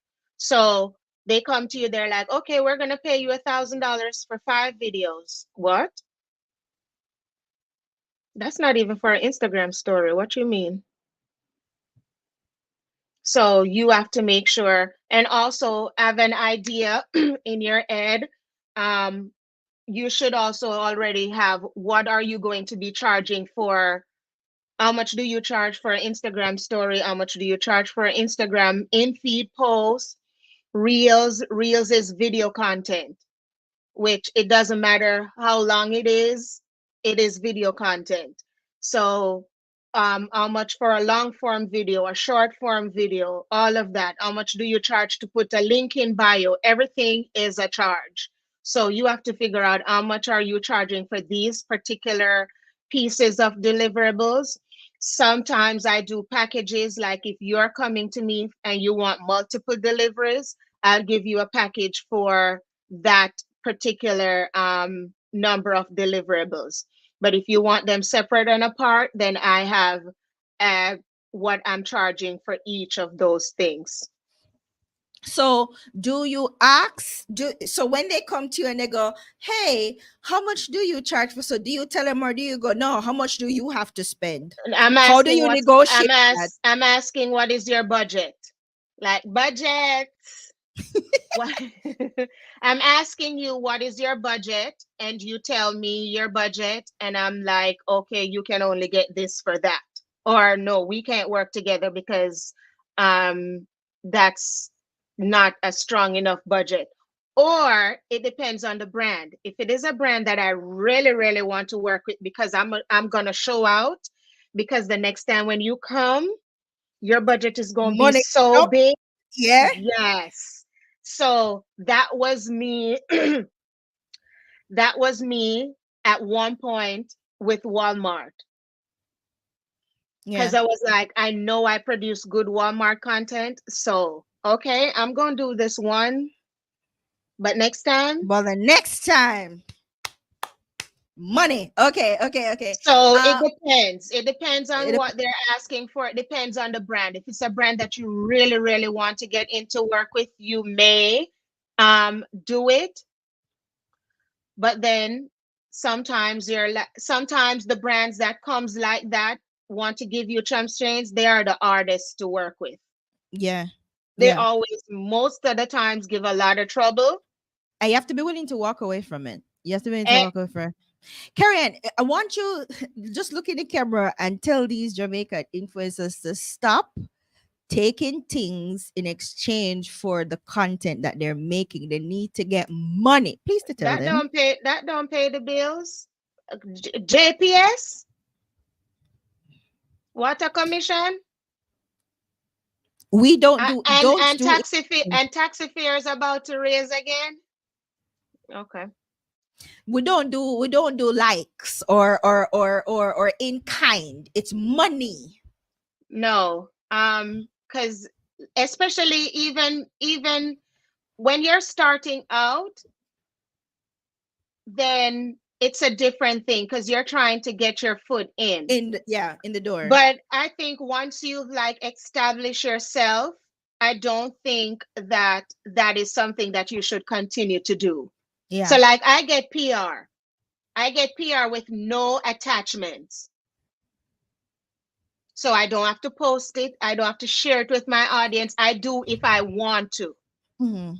Like I've gotten so many PRs that I've never shared because I am not tied to sharing it. Yeah. You share it if you want to, but do not send me something and be like, "Oh, you have to post one reel, three story frames." Sure. Here's my invoice because we don't do this thing for free. And I'm going to be like, I attached is my influencer rate card. Yeah. Let me know which one of the packages that you need. Speaking of your influencer rate card, what's on your influencer rate card? So I have all my socials, Pinterest, So yeah, Facebook. like your stats for all your socials. Yes. And I update those regularly. Mm-hmm. Um and also what are my rates for each of those platforms depending on what you want. YouTube, a dedicated video, a integrated video, a shorts, a community post, you name it. Everything that you can do for each platform is on there. Do And you what charge more if you are creating the content that you give them and they post? Do you charge more for that? it depends, Yeah. because if they're going, it depends on where they're going to use it. Yeah. So depending on where they're going to use it, then you know what to add to it. Yeah. Because I'm charging you to create the content, Yeah. and then everything else is that I add to it is additional. Like where are you going to post it? How long is it going to be there? All of Yeah. that. comes into play Coming into play. with that. So Yes. you said on your influencer rate card, you have your all the platforms that you're on, your stats for all your platforms, and your fees for the different deliverables that you can happen on these different platforms. Yes.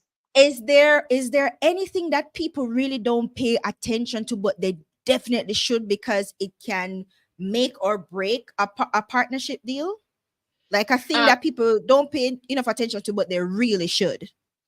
um, just be, I'm not going to say nice, but just being a nice person, a good person in general, and being on time.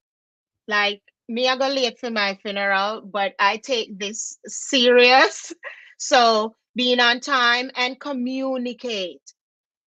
Like these brands are operated by people. They know that stuff happens. So if something happens and you are not able to deliver a piece of content at a particular time, communicate that with them, because they do understand that things happen.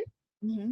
So make sure that you're communicating, and just be nice and build good relationships, that the brand is always going to want to come They back want to and work work with you with because you. you're cool to work with, and it's not Yes. being cool to work with and being nice don't means you're going to be a pushover. You can still Pushover. assert yourself, but be pleasant to work with. Yes. Some people are not pleasant to work with at all. Yes, we're influencers, and I know a lot of us think that we are high and mighty, but take that down a notch. Somebody's asking, what are some of the strategies that you use to grow your YouTube channel? Because we all know how difficult it is to grow on YouTube. What are some of the things you do with YouTube to grow on that platform? I don't do anything special. I just try. What I know for a fact is that you have to be consistent. Like I said, YouTube is like a TV show. A TV show that you religiously watch every week. Like the news come on at 7 each night, Yeah. and I have to keep telling myself that as well, because I myself is guilty of that, where the timing of my posting is not consistent, or even the days of my posting is off sometimes. But just try as best as possible to post every week, even once per week, just so that your audience can see that. Because what are they going to show up to? Old videos?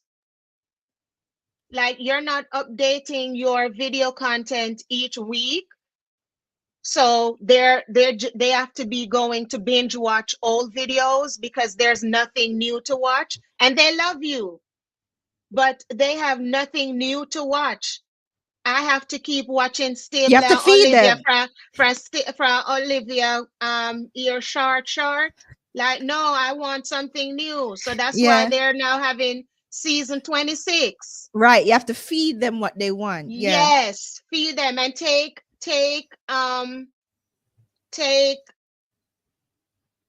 criticism. So I remember, Ooh, that's a and big one. and I know, and I because I'm like that.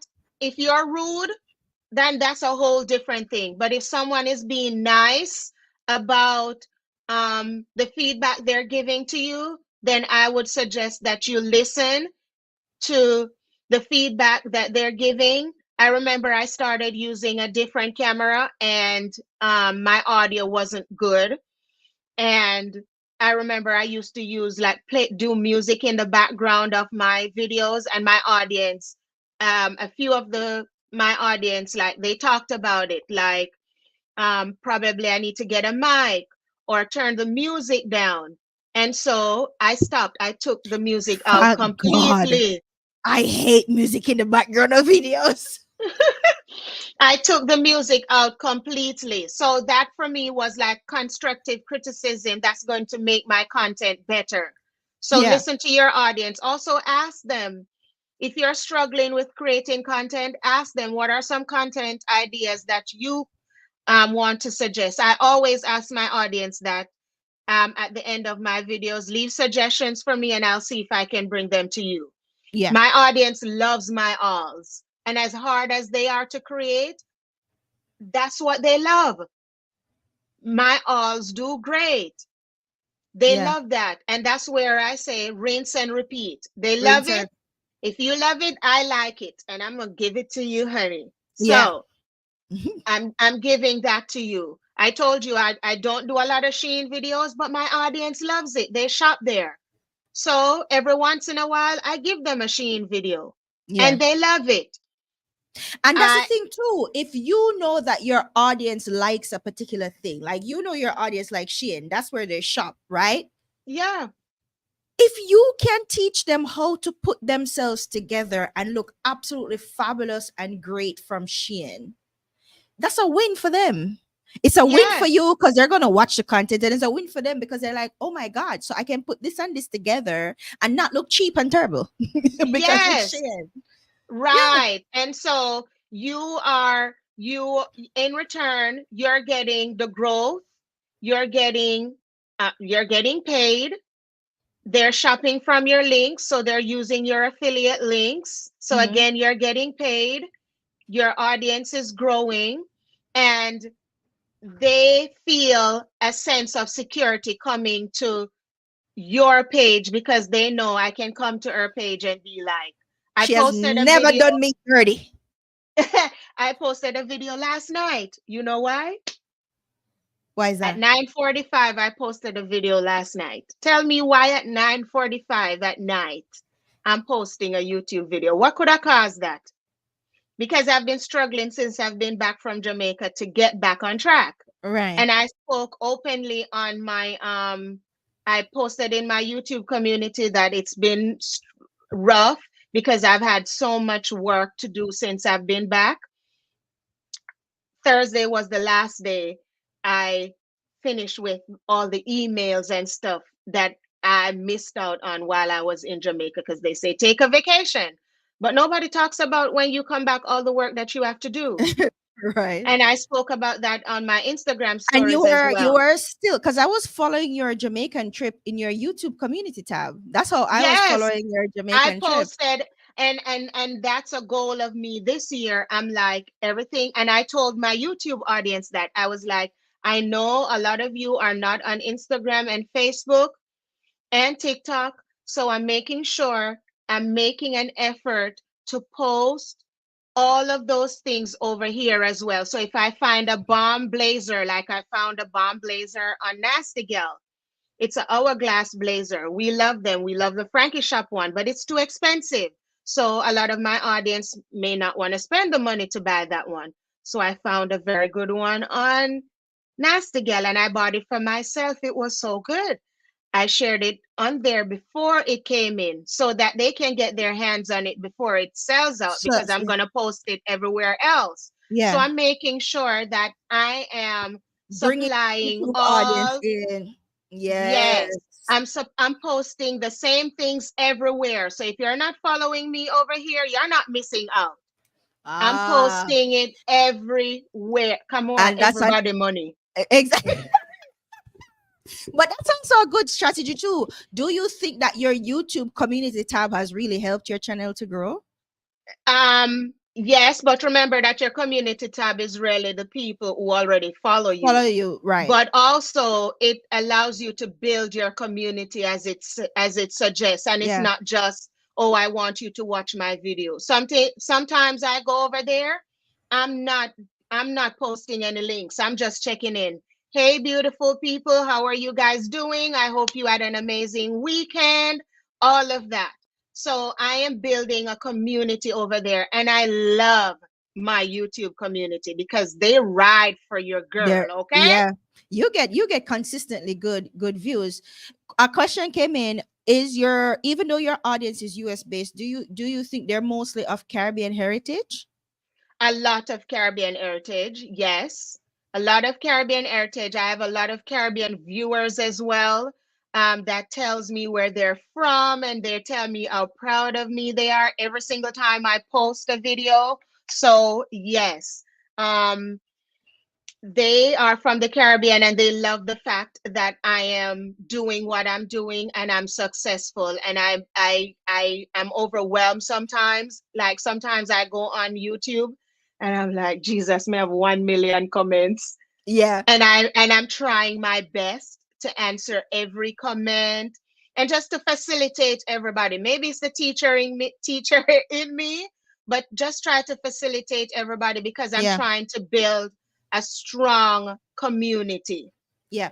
My last questions about like the business part of your thing is, and going back to YouTube, I see where you do post shorts on YouTube. Is that something you're building up, and do you think that that is also allowing you to attract more people to your YouTube channel? um I'm not a big fan of YouTube shorts Mm. because I want you to watch my long form videos, so I don't want you to get used to me posting YouTube shorts, but I do post them over there. And another thing with YouTube shorts, you no longer have access to post links in your YouTube shorts. So even when Really? I post my outfits, like my get ready Oh, with you, me you mean your videos and affiliate stuff, links? yes, you can't even post the YouTube ones in there as well, because YouTube has a YouTube shop as well Mm. that I am a Oh, part yeah. of. So you can only post it in the long form video. So when I do post the shorts, I still have to post a picture of the outfit in the community tab so Mm. people can shop the look. So I'm like Yeah. doing double work. Double duty. But Yeah. but YouTube Shorts is known to help you grow. I post YouTube Shorts, but for me, it doesn't make a lot of money, and it does not I don't my long form videos do well.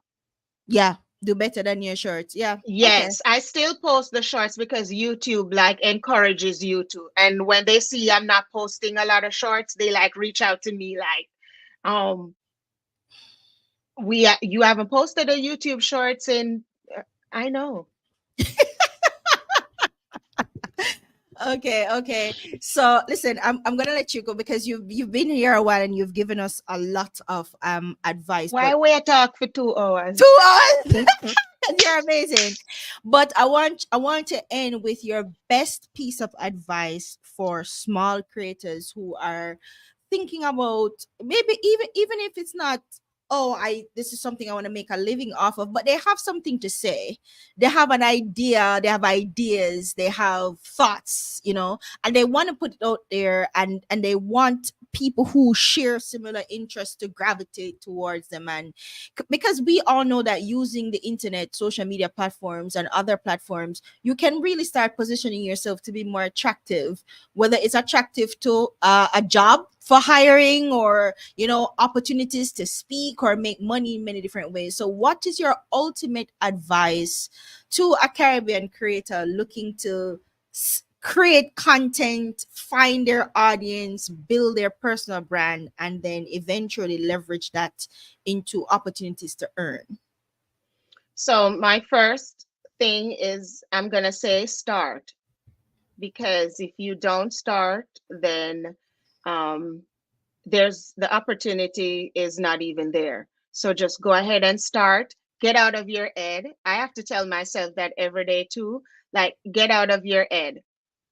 Stop overthinking, and don't think that you are too small to make an impact. Like, it doesn't matter your follower count, you can make a lasting impact on even one person. Do it. If you have to do it alone, do it when no one understands what you're doing. Do it broke, because not everything, you don't need fancy equipments in order to start. I remember when I just started, I was editing my YouTube videos on my phone. I only got a, a MacBook during the pandemic. So start with whatever you have, and a lot of phones have like great camera systems. Start with what you have. Ask for help. If you need help with something, ask for help. The least they can say is no. And I'm sure that no is going to propel you to do so much more because you're going to be like, mega show you. So even though you tell me no, that I can still do it. You have it in you. Remember, your passion will drive you to success. Be consistent. What does consistency look like for you? Some people, it's posting every day. Some people, it's posting every other day.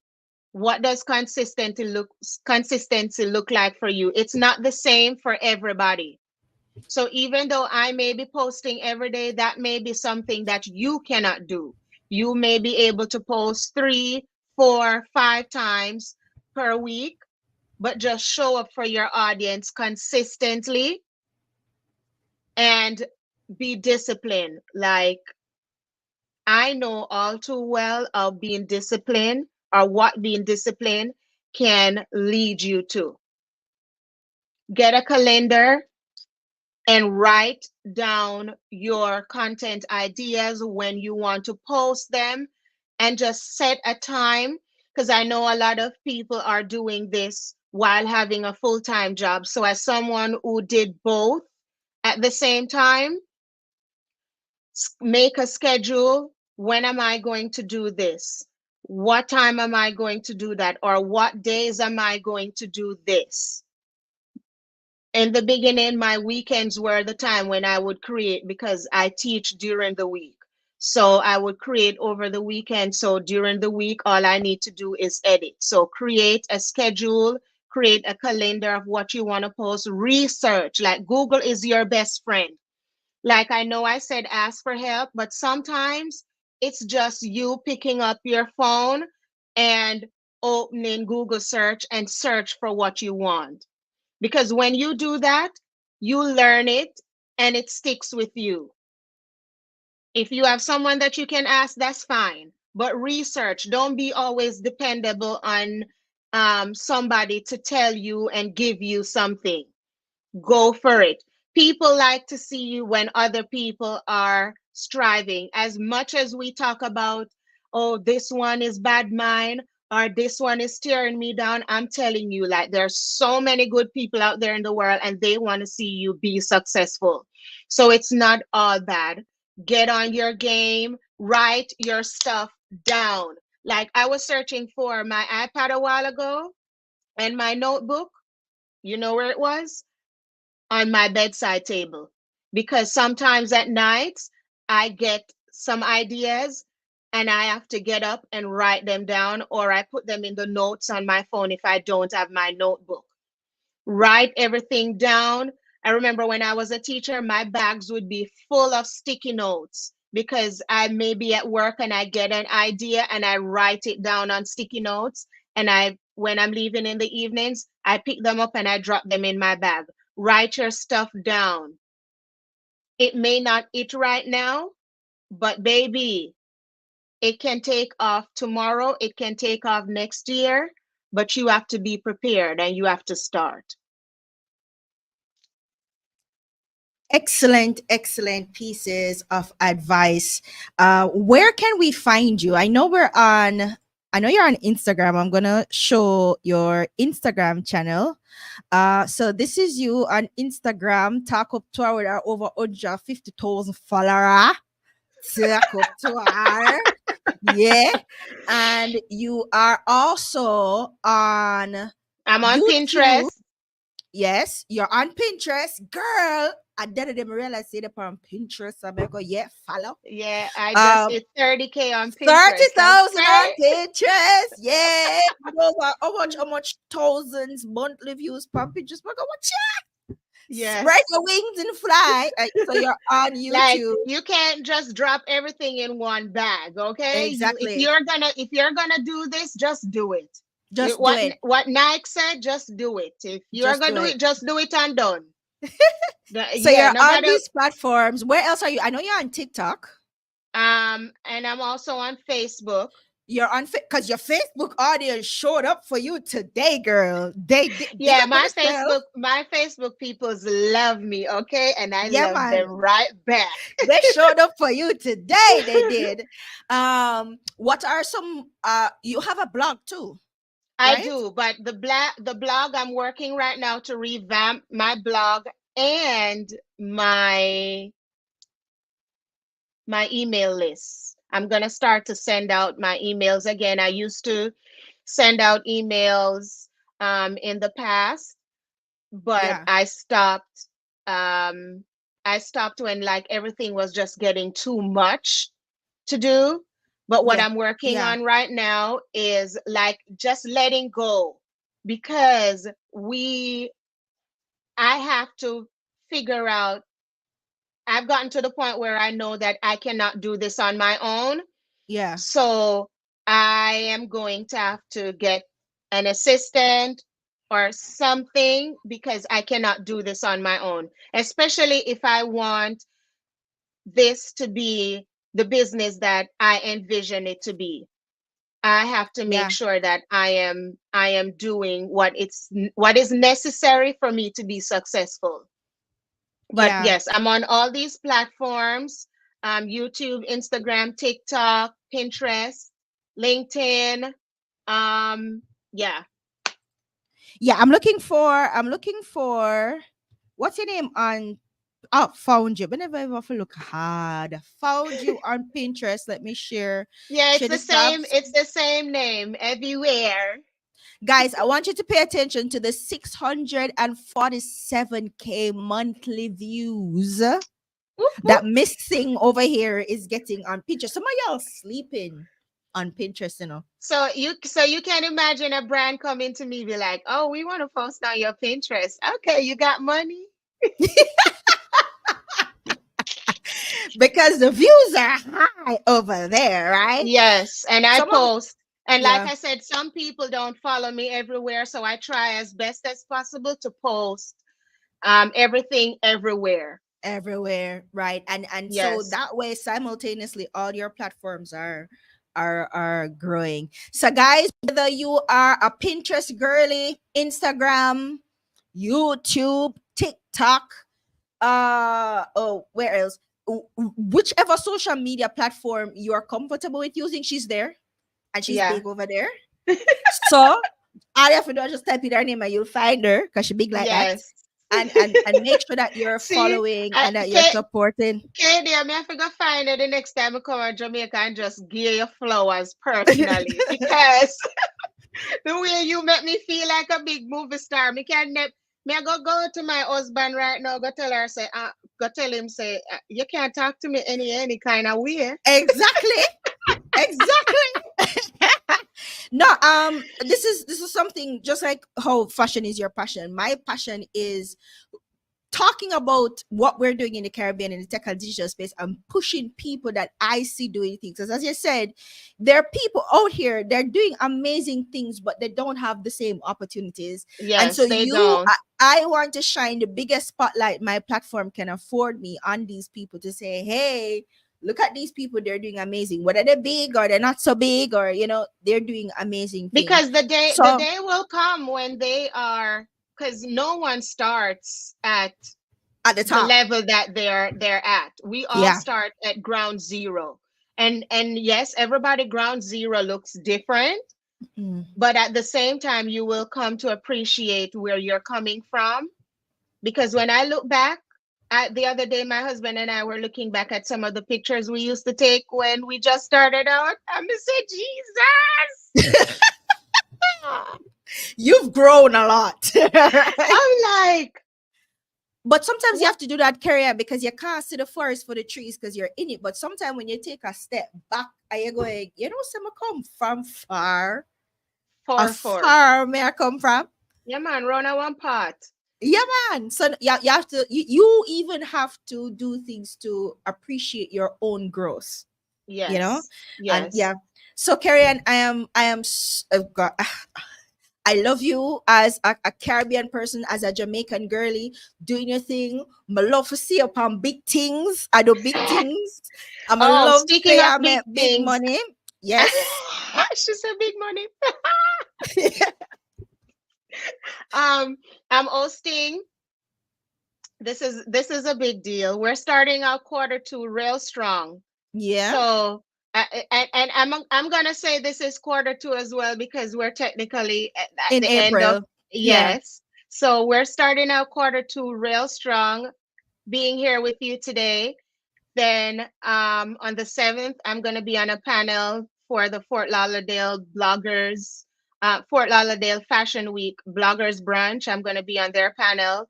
And then on the 13th, I am going to be, for the first time, hosting the uh, spring fashion show for Bloomingdale's in Aventura, Miami. So we're starting out quarter two Booked and busy already. Booked and busy already. real strong. That's great. So So make sure we're you're crossing our following her fingers for a great year. for sure. And it's already looking up. So make sure you're following Kerry everywhere because we need to show her support so she can continue reaching these heights. Because I feel like any Jamaican who has achieved anything great, I meet with. I was there with them when they did it. So me feel, yep. So You remember so the when next you're so the next time when Katie come back, she gonna be like, we need a round two, cause girl. yeah, because like when you said Walter with up all their word, I mean him run. You can't tell me that. Exactly. So we have to show our support. And what I really appreciate more than anything else, Kerry, is there was no hesitation.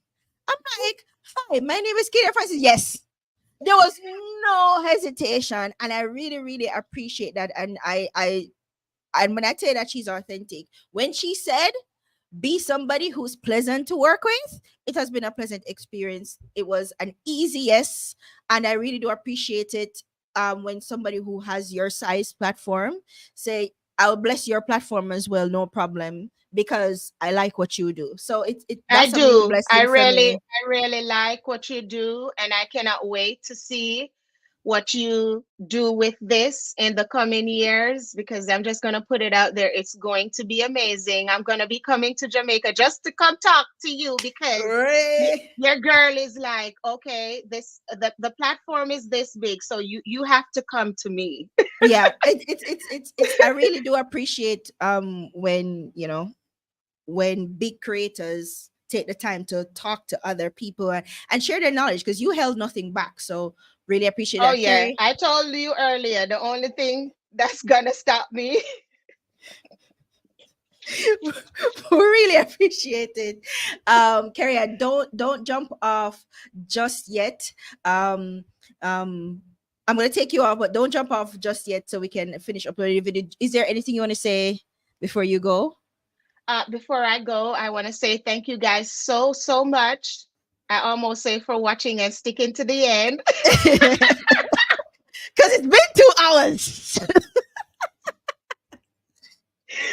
Thank you guys so much for stopping by and just taking the time out of your busy schedule to listen to me today. I don't know much. I don't consider myself knowing a lot, but I did share I did share what I know. And if you are a content creator and you are watching this video, just know that I too was in your place. You may be bigger than me, so I'm going to get to your place at some point. If you are a smaller creator, know that don't think small, think big. You are more than capable of doing what you are doing. You started for a reason, so don't stop now. Thank you guys so much. All my friends and family who tune in, I appreciate you guys so much. I'm all on a hostage for 2 hours. But thank you guys so much. And Thank Katie, you. I thank you for building this amazing platform and for inviting me to speak with your audience because your audience was here as well today. I really appreciate that. Thank you. Thank you so much. Thank you so much, Carrie Ann. Guys, I thoroughly enjoyed that. That was an amazing, amazing conversation with Carrie Ann. As you said, I held her hostage for 2 hours, right? Because she has a lot to say. She has had a lot of experience. She has done a lot and been successful, but she's still growing and very humble with it. But she's still growing and still, making moves in the world of fashion influencing. And we just wish her all the best and hope that she continues winning. She continues winning. We say everything Jamaican, everything Caribbean, we support. Okay. So I thank her so much for being on the show. And I thank you guys for sticking with us for 2 hours as we went through the journey. We went through her journey from teacher, Chartwood Teachers, St. Joseph Teachers College, to teaching in Jamaica, to going abroad and teaching maths and science. Because as we say, a beauty and brains, yeah, body dede, brains dede, style and fashion dede, full package. And then making the transition into full time creator, influencer, working with big brands, Walmart, Amazon, LTK, Bloomingdale's, American Express. What? Right? Do anything and just, climbing and growing. And so we're extremely proud of her. And thank you guys so much for listening. If you want to watch the replay, it's gonna live permanently on my YouTube channel. So make sure you're following us on YouTube, because I do have these conversations with creators all the time. Because what I'm wanting to pull out from them is, how did you do this? And how are you making money from this? Tell us, so we can do it too. And I appreciate the ones who are willing to come and go, listen, at this middle, at this, that's what I talk to, at the link I'm click. We appreciate the ones who are willing to come and tell us exactly how they did it. So until next time, guys, we won't have a show next week. We'll have a show every 2 weeks. So we have a show coming up, and that one you don't want to miss, because if you've ever thought about creating courses for Udemy or any one of these platforms, we're going to be talking to somebody who has done it, and he has been on our platform before, but this time he's going to give us the 411, the full 411. You see me age, don't you know how old maybe from say 411, the full details as to exactly how to create courses for these platforms. So whether you're a teacher like Kerry, right, and you want to take your what you've learned and your experience as a teacher and turn that into content that you can make money from on these platforms, or you have been in a career for 30 years, 20 years, 15 years, and you've had that experience and that knowledge, and you want to take that package out and turn it into courses for others, that's gonna be the session for you. So we're doing full masterclass as to how to create um courses for online platforms. So you don't want to miss out. Make sure you're following me everywhere so you know exactly when that show is going to be. So you can tune in, because you're going to be able to ask questions live to this person as well. Thank you so much for the support, Digital Jamaica family. Welcome to all our new family that came over from Kerry Ann's page. Welcome to all of you guys. Thank you for the support, and I will see you again in a couple of weeks. Bye, guys.